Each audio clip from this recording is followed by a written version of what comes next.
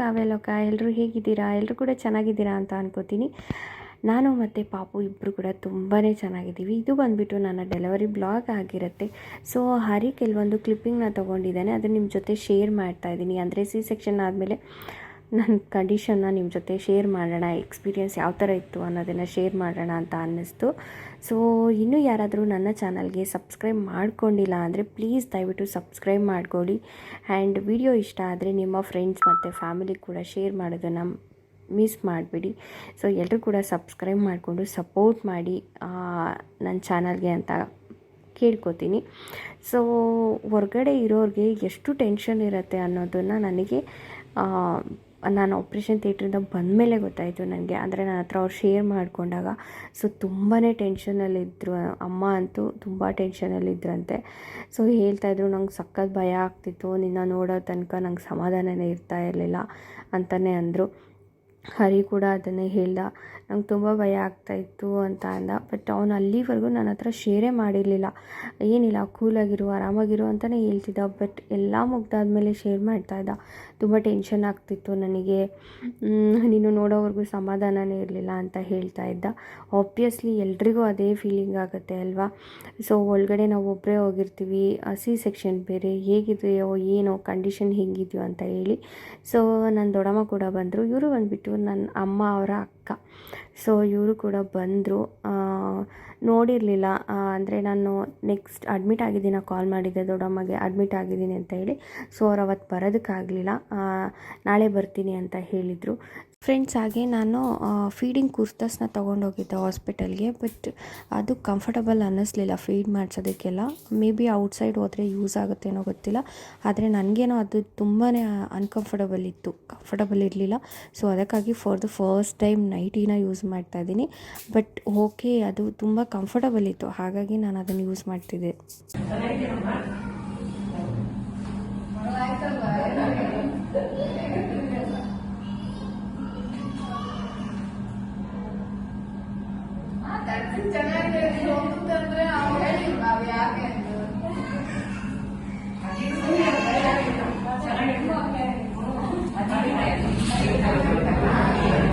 Friends, ಇವಾಗ ನನ್ನ ವಾರ್ಡಿಗೆ ಕರ್ಕೊಂಡು ಹೋಗ್ತಿದ್ದಾರೆ. ಸೊ ನಮಗೆ ಸಿಂಗಲ್ ರೂಮು ಅವರು ಈವ್ನಿಂಗ್ ಕೊಡ್ತೀನಿ ಅಂತ ಹೇಳಿದರು, ಖಾಲಿ ಇಲ್ಲ. ಸೊ ಹಾಗಾಗಿ ನಿಮಗೆ ನೈಟ್ ಕೊಡ್ತೀನಿ ಅಂತ ಹೇಳಿದರು. ಸೊ ನಮಗೆ ಇವಾಗ ಬಂದುಬಿಟ್ಟು ನನ್ನ ನಾರ್ಮಲ್ 2 ಮೆಂಬರ್ಸ್ ನಾವು ಶೇರಿಂಗ್ ಇದ್ವಲ್ಲ, ಸೊ ಅದೇ ವಾರ್ಡಿಗೆ ಕರ್ಕೊಂಡು ಹೋಗ್ತಿದ್ದಾರೆ. ಸಿಂಗಲ್ ರೂಮ್ ನಮಗೆ ನೈಟ್ ಸಿಗ್ಬೋದು ಅನಿಸುತ್ತೆ.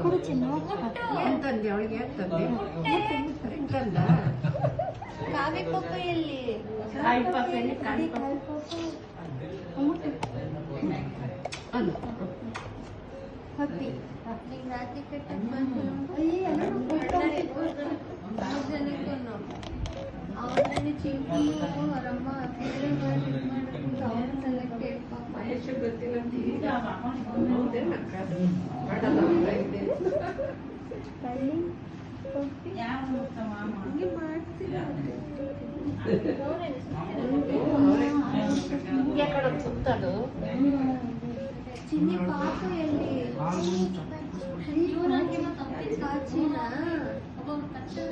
ಕಾವಿ ಪಾಪು ಎಲ್ಲಿ? ಕಾವಿ ಪಾಪು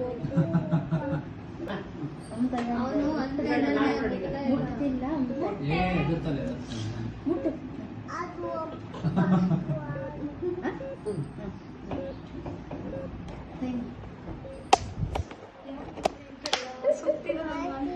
ಪಾಚಿ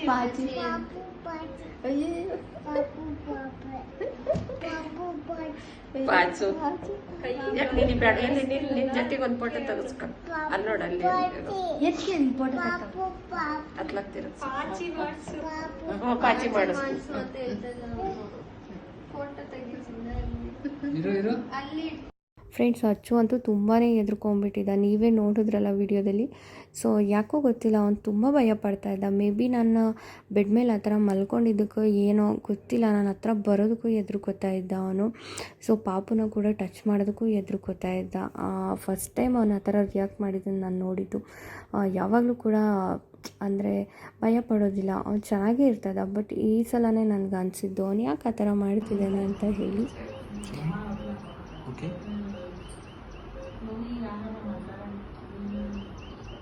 ಫ್ರೆಂಡ್ಸ್, ಈ ವಿಡಿಯೋದಲ್ಲಿ ಕೆಲವೊಂದು ಬೇಬಿದು ಕ್ಲಿಪ್ಪಿಂಗ್ ಕೂಡ ನಾನು ಹ್ಯಾಡ್ ಮಾಡ್ತಾ ಇದ್ದೀನಿ. ಸೊ ಯೂಶಲಿ ಯಾರೂ ಕೂಡ ಪಾಪುದು ವೀಡಿಯೋಸ್ ಆಲ್ಮೋಸ್ಟ್ ಮಾಡ್ಕೊಳ್ಳಲ್ಲ ಅಂತ ನಾನು ಅಂದ್ಕೋತೀನಿ. ಬಟ್ ನನಗೆ ಏನು ಆಸೆ ಇತ್ತು ಅಂತ ಅಂದರೆ, ಇಲ್ಲ ಕೆಲವೊಂದು ವೀಡಿಯೋಸ್ ತಗೋ ಆ ಮೆಮೊರಿ ಪಾಪು ದೊಡ್ಡವಳಾದಮೇಲೆ ಅವ್ಳಿಗೂ ಕೂಡ ಒಂದು ಕ್ಯೂಟ್ ಮೆಮೊರಿ ಆಗಿರುತ್ತೆ ವೀಡಿಯೋಸ್ನ ನೋಡಬೇಕಾದ್ರೆ. ಸೊ ಅದಕ್ಕಾಗಿ ಮಿಸ್ ಮಾಡಿದೆ, ಪಾಪುದು ಕೂಡ ಕ್ಲಿಪ್ಪಿಂಗ್ ತಗೋ ಅಂತ ಹೇಳಿದೆ. ಸೊ ನರ್ಸ್ ಬಂದುಬಿಟ್ಟು ಎಷ್ಟು ಕ್ಯೂಟಾಗಿ ಪ್ಯಾಂಪರಿಂಗ್ ಮಾಡ್ತಾಯಿದ್ರು ಗೊತ್ತಾ, ತುಂಬ ಚೆನ್ನಾಗಿ ಕೇರ್ ಮಾಡ್ತಿದ್ರು. ಆ್ಯಂಡ್ ಇಲ್ಲಿ ಹಾಸ್ಪಿಟಲಲ್ಲಿರೋ ನರ್ಸ್ಗಳ ಬಗ್ಗೆ ಹೇಳ್ಬೇಕಂದ್ರೆ, ಟ್ರಸ್ಟ್ ಮೀ ಹೇಳ್ತೀನಿ, ತುಂಬ ಅಂದರೆ ತುಂಬ ಚೆನ್ನಾಗಿ ರೆಸ್ಪಾನ್ಸ್ ಮಾಡ್ತಾರೆ, ತುಂಬ ಚೆನ್ನಾಗಿ ನೋಡ್ಕೋತಾರೆ. ನಮ್ಮನ್ನಾಗಿರ್ಬೋದು, ಬೇಬಿನಾಗಿರ್ಬೋದು ತುಂಬ ಕೇರ್ ಮಾಡ್ತಾರೆ. And every half an hour once ಆದ್ರೂ ಬಂದುಬಿಟ್ಟು ನಮ್ಮನ್ನು ನೋಡ್ಕೊಂಡು ಹೋಗೋದು, ಮಾತಾಡ್ಸೋದು, ಊಟ ಮಾಡಿದ್ರಾ, ಟ್ಯಾಬ್ಲೆಟ್ಸ್ ತೊಗೊಂಡ್ರಾ, ಎಲ್ಲದೂ ಕೂಡ ಪ್ರತಿಯೊಂದು ವಿಚಾರಿಸ್ತಾರೆ. ಪಾಪುಗೆ ಕೂಡ ಅಷ್ಟೇ ಕೇರಿಂಗ್ ಮಾಡ್ತಾರೆ. ಸೊ ಎಷ್ಟು ಚೆನ್ನಾಗಿ ರ್ಯಾಪ್ ಮಾಡ್ತಾ ಇದ್ದಾರೆ ನೋಡಿ, ನನಗಂತೂ ಸಿಕ್ಕಾಪಟ್ಟೆ ಖುಷಿ ಆಯಿತು ಪಾಪುನ ಈ ಥರ ರ್ಯಾಪಿಂಗ್ ಮಾಡಿದ್ದು ನೋಡಿ. ಸೊ ಅವಳಿಗೂ ಕೂಡ ಈ ಎಲ್ಲ ಮೆಮೊರೀಸ್ನ ನೋಡಿದ್ರೆ ಮುಂದೆ ಅವಳಿಗೂ ತುಂಬ ಖುಷಿ ಆಗುತ್ತಲ್ವ ಅಂತ ಹೇಳಿಬಿಟ್ಟು, ಸೊ ಎಲ್ಲದೂ ಕೂಡ ನಾನು ಆಲ್ಮೋಸ್ಟ್ ಎಲ್ಲ ಆಗಲಿಲ್ಲ ಅಂದ್ರೂ ಕೆಲವೊಂದು ಕ್ಲಿಪ್ಪಿಂಗ್ಸ್ನ ತೊಗೊಳೋದಕ್ಕೆ ಹೇಳಿದೆ. ಸೊ ತೊಗೊಂಡಿದ್ದಾನೆ ಹರಿ, ತುಂಬ ಮುದ್ದಾಗಿ ಕಾಣಿಸ್ತಾ ಇದ್ಲು ರ್ಯಾಪಿಂಗಲ್ಲಿ. ಬಟ್ ನಾನಿನ್ನು ಪಾಪು ಫೇಸ್ನ ರಿವೀಲ್ ಮಾಡಿಲ್ಲ. ಸೊ ಮುಂದೆ ಬರೋ ವಿಡಿಯೋದಲ್ಲಿ ಪಾಪು ಫೇಸ್ನ ಕೂಡ ನಾನು ರಿವೀಲ್ ಮಾಡ್ತೀನಿ. ಸೊ ಇದು ಬಂದುಬಿಟ್ಟು ಸೆಕೆಂಡ್ ಡೇ ನನಗೆ ವಾಕ್ ಮಾಡೋದಕ್ಕೆ ಹೇಳಿದರು. ಸೊ ಫಸ್ಟ್ ಡೇ ಎಕ್ಸ್ಪೀರಿಯೆನ್ಸ್ ಕೂಡ ನಾನು ನಿಮ್ಮ ಜೊತೆ ಶೇರ್ ಮಾಡ್ತೀನಿ. ಸೊ ವಿಡಿಯೋನ ಸ್ಕಿಪ್ ಮಾಡಿದೆ ನೋಡಿ. ಹಾಗೆ ನನಗೊಂದು ಪ್ರಾಬ್ಲಮ್ ಕೂಡ ಆಗಿಬಿಟ್ಟಿತ್ತು. ಸೊ ಅದನ್ನು ಕೂಡ ಶೇರ್ ಮಾಡ್ತೀನಿ, ಮಿಸ್ ಮಾಡಿದೆ ಎಂಡ್ ತನಕ ನೋಡಿ.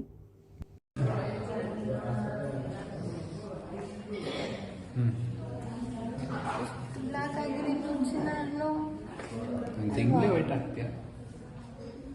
ಆ್ಯಕ್ಚುಲಿ ಏನು ಗೊತ್ತಾ, ನೆನ್ನೆ ಅವರು ಇಂಜೆಕ್ಷನ್ ಹಾಕಿದ್ರ ಎಲ್ಲ ಈ ಥರ ರ್ಯಾಷಸ್ ಎಲ್ಲ ಆಗಿದೆಯಲ್ಲ, ಅವರು ಭಯ ಪಟ್ಬಿಟ್ರು. ಇಂಜೆಕ್ಟ್ ಮಾಡಿದ್ದಕ್ಕೆ ಹಿಂಗೆ ಹಾಕ್ಬಿಟ್ಟಿದೆ ಅಂತ ಹೇಳ್ಬಿಟ್ಟು. ಮತ್ತೆ ಇಲ್ಲ, ನನಗೆ ಕನ್ಸೀವ್ ಆದಾಗಿಂದಲೂ ಇದೇ ಥರ ಹಿಂಗೆ ಸ್ಟಾರ್ಟ್ ಆಗಿದೆ ಅಂತ ಅಂದಾಗ ಸಮಾಧಾನ ಡಾಕ್ಟರು. ಸೊ ಇವರು ಬಂದುಬಿಟ್ಟು ನನ್ನ ದೊಡ್ಡಮ್ಮನ ಮಗ. ಸೊ ಫಸ್ಟ್ ನೀವು ವಿಡಿಯೋದಲ್ಲಿ ನೋಡಿದ್ರಲ್ಲ, ಅಮ್ಮ ಅವ್ರ ಅಕ್ಕ ಅಂತ ಹೇಳಿದಾಗ, ಸೊ ಅವ್ರ ಮಗ ಪಾಪುನ ನೋಡೋಕ್ಕೆ ಬಂದಿದ್ದ. ಹಾಗೆ ಎಲ್ರಿಗೂ ಖುಷಿ ಏನು ಗೊತ್ತಾ, ಬೇಬಿ ಗರ್ಲ್ ಆಗಿರೋದೇ ಬಿಗ್ ಹ್ಯಾಪಿನೆಸ್ಸು. ಯಾಕಂದರೆ ಅಂದರೆ ನಾವು ತುಂಬ ಕ್ಲೋಸ್ ಇರೋ ಕಸಿನ್ಸ್ಗೆ ಎಲ್ರಿಗೂ ಬಾಯ್ ಬೇಬಿನೇ ಇರೋದು. ಸೊ ನಮ್ಮ ಅಕ್ಕಗಾಗಿರ್ಬೋದು, ನನ್ನ ದೊಡ್ಡಮ್ಮನ ಮಗಳಿಗಾಗಿರ್ಬೋದು, ಸೊ ಬಾಯ್ ಬೇಬಿ ಇರೋದ್ರಿಂದ ಎಲ್ರಿಗೂ ಕೂಡ ಒಂಥರ ಸಿಕ್ಕಾಪಟ್ಟೆ ಖುಷಿ. ಸೊ ಇವರು ಬಂದು ಹರಿಯವರ ಅಪ್ಪ, ನಮ್ಮ ಮಾವ. ಸೊ ಇವರು ಮತ್ತು ಅತ್ತೆ ಇಬ್ಬರು ಕೂಡ ನೋಡೋದಕ್ಕೆ ಬಂದಿದ್ದರು.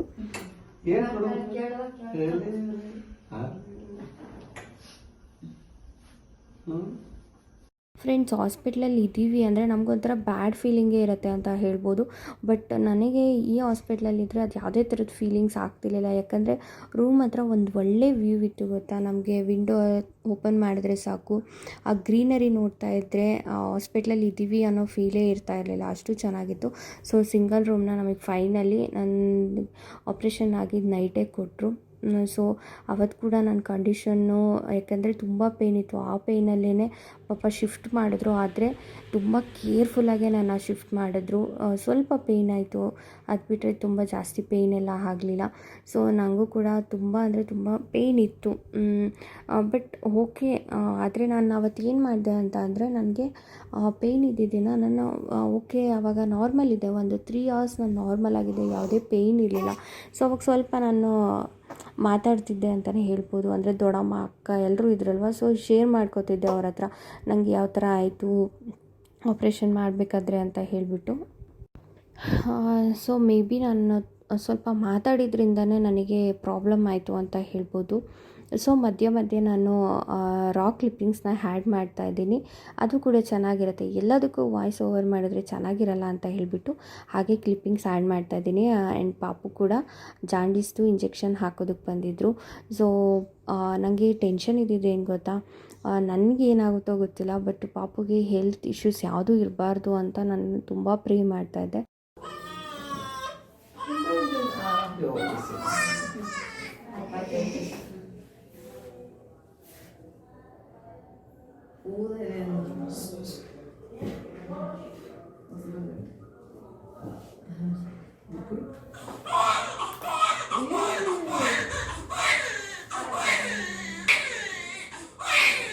ಅದೇ ಥರ ಒಂದು ಜಾಂಡೀಸ್ ಕೂಡ ಆಗಿರಲಿಲ್ಲ ಪಾಪುಗೆ, ತುಂಬ ಹೆಲ್ತಿಯಾಗೇ ಇದ್ಲು. ಅದೇ ನನಗೊಂದು ಬಿಗ್ ಹ್ಯಾಪಿನೆಸ್ ಅಂತಲೇ ಹೇಳ್ಬೋದು. ಒಂಥರ ರಿಲ್ಯಾಕ್ಸ್ ಆಯಿತು, ನನಗೆ ಸಮಾಧಾನ ಆಯಿತು ಡಾಕ್ಟರ್ ಹೇಳಿದ್ಮೇಲೆ. ಹಾಗೆ ರಿಪೋರ್ಟ್ಸ್ ಕೂಡ ಎಲ್ಲದೂ ನಾರ್ಮಲ್ಲೇ ಬಂತು ಪಾಪುದು. ಆ್ಯಂಡ್ ಏನು ಪ್ರಾಬ್ಲಮ್ ಆಗಿತ್ತು ಗೊತ್ತಾ ನನಗೆ, ಸೊ ನನಗೆ ಅವತ್ತು ಯಾವುದೇ ಥರದ ಮೂಮೆಂಟ್ ಮಾಡೋದಕ್ಕಾಗಲೇ ಇಲ್ಲ. ಸೊ ಅನ್ಕಾನ್ಷಿಯಸ್ ಏನಿಲ್ಲ, ನಾನು ಕಾನ್ಷಿಯಸ್ಸಲ್ಲೇ ಇದ್ದೆ.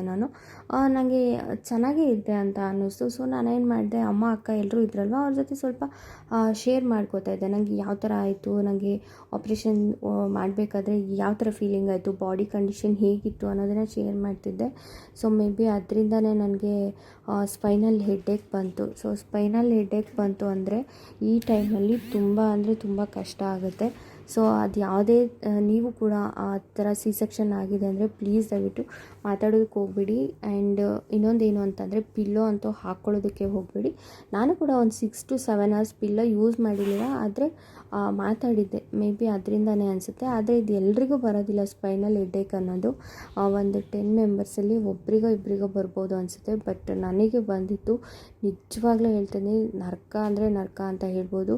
ಯಾಕಂದರೆ ಮೇಯ್ನು ನಮಗೆ ಮೂಳೆಗೆ ಇಂಜೆಕ್ಷನ್ ಮಾಡಿರೋದ್ರಿಂದ ಅದು ಕೂದಿದ ತಕ್ಷಣ ನಮಗೆ ಪ್ರೆಸ್ ಆಗುತ್ತೆ. ಸೊ ಪ್ರೆಸ್ ಆಯಿತು ಅಂತಂದರೆ ಏನಾಗುತ್ತೆ, ಶೋಲ್ಡರ್ ಹತ್ರ ಮತ್ತು ತಲೆ ಎಲ್ಲದೂ ಹಿಡ್ಕೊಂಡಾಗಲಿ ಕೆಳಗೂ ನೋಡೋದಕ್ಕಾಗಲ್ಲ, ಲೆಫ್ಟು ರೈಟು ಎಲ್ಲೂ ಕೂಡ ನಮಗೆ ನೋಡೋದಕ್ಕೆ ಆಗಲ್ಲ, ಅಷ್ಟು ಪೇಯ್ನು. ಕಂಪ್ಲೀಟಾಗಿ ರೆಸ್ಟೇ ಮಾಡಬೇಕಾಗುತ್ತೆ.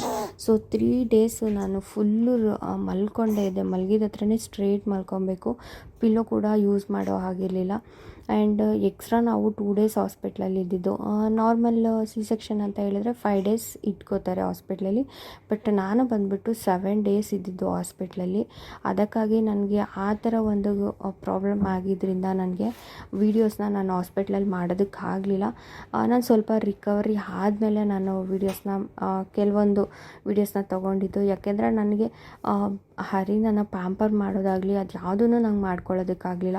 ನಿಜವಾಗ್ಲೂ ಹೇಳ್ತೀನಿ, ಆ ಥರ ಸ್ಪೈನಲ್ ಹೆಡ್ಏಕ್ ಬಂದರೆ ಅದು ಆಗಿರೋರಿಗೆ ಗೊತ್ತಿರುತ್ತೆ ಯಾವ ಥರ ಇರುತ್ತೆ ಅಂತ ಹೇಳ್ಬಿಟ್ಟು. ನನಗೂ ಕೂಡ ಫಸ್ಟು ನಾರ್ಮಲ್ ಹೆಡ್ಏಕ್ ಎಲ್ರಿಗೂ ಬರುತ್ತೆ, ಬಟ್ ಇದು ಸ್ಪೈನಲ್ ಹೆಡ್ಏಕ್ ಅಂತ ಅಂದರೆ ನರ್ಕನೇ ನೋಡಿದೆ ನಾನು ಒಂದು 2-3 days ಹಾಸ್ಪಿಟ್ಲಲ್ಲಿ. ಸೊ ಏನೂ ಮಾಡೋದಕ್ಕಾಗಿಲ್ಲ, ಎಲ್ಲದೂ ಒಂದು ಟೈಮ್ ಅಂತಲೇ ಹೇಳ್ಬೋದು. ಫ್ರೆಂಡ್ಸ್, ನನ್ನ ಕಡೆಯಿಂದ ನಿಮ್ಮೆಲ್ರಿಗೂ ಟಿಪ್ಸ್ ಅಂತನಾದರೂ ಅಂದ್ಕೊಳ್ಳಿ, ಇಲ್ಲಾಂದರೆ ಸಜೆಷನ್ ಅಂತನಾದರೂ ಅಂದ್ಕೊಳ್ಳಿ, ನೀವು ಏನಾದರೂ ಅಂದ್ಕೊಳ್ಳಿ, ಪ್ಲೀಸ್ ದಯವಿಟ್ಟು ಯಾರೂ ಕೂಡ ನಿಮಗೆ ಆಪ್ರೇಷನ್ ಆಗಿದ್ದಿನ ಯಾರ ಹತ್ರನೂ ಮಾತಾಡದೆ ನೀವು ಚೆನ್ನಾಗಿ ರೆಸ್ಟ್ ಮಾಡಿ. ಆ ಸ್ಪೈನಲ್ ಹೆಡ್ಏಕ್ ಬಂತು ಅಂದರೆ ನಿಜವಾಗ್ಲೂ ನರ್ಕ ನೋಡ್ತೀರಾ, ಅದಕ್ಕೆ ಹೇಳ್ತಾ ಇದ್ದೀನಿ. ಹಾಗೆ ಎಲ್ಲ ಕ್ಲಿಪ್ಪಿಂಗ್ಸು ಮಾಡ್ಕೊಬೇಕು ವೀಡಿಯೋಸ್ನ ಅನ್ನೋದು ನಂಗೆ ತುಂಬ ಆಸೆ ಇತ್ತು. ಆದರೆ ಆ ಕಂಡೀಷನಲ್ಲಿ ನಿಜವಾಗ್ಲೂ ಅದು ಇಂಪಾಸಿಬಲ್ ಆಯಿತು ನನಗೆ. ಇಟ್ಸ್ ಓಕೆ, ಇರೋ ವೀಡಿಯೋಸೇ ಸಾಕು ನನಗೆ, ಅದರಲ್ಲೇ ನಾನು ಖುಷಿಪಟ್ಟೆ. ಸೊ ಎಲ್ರಿಗೂ ಕೂಡ ವಿಡಿಯೋ ಇಷ್ಟ ಆಗಿರುತ್ತೆ ಅಂತ ಅನ್ಕೋತೀನಿ. ಇಷ್ಟ ಆದರೆ ಪ್ಲೀಸ್ ದಯವಿಟ್ಟು like, share and comment. Thank you for watching.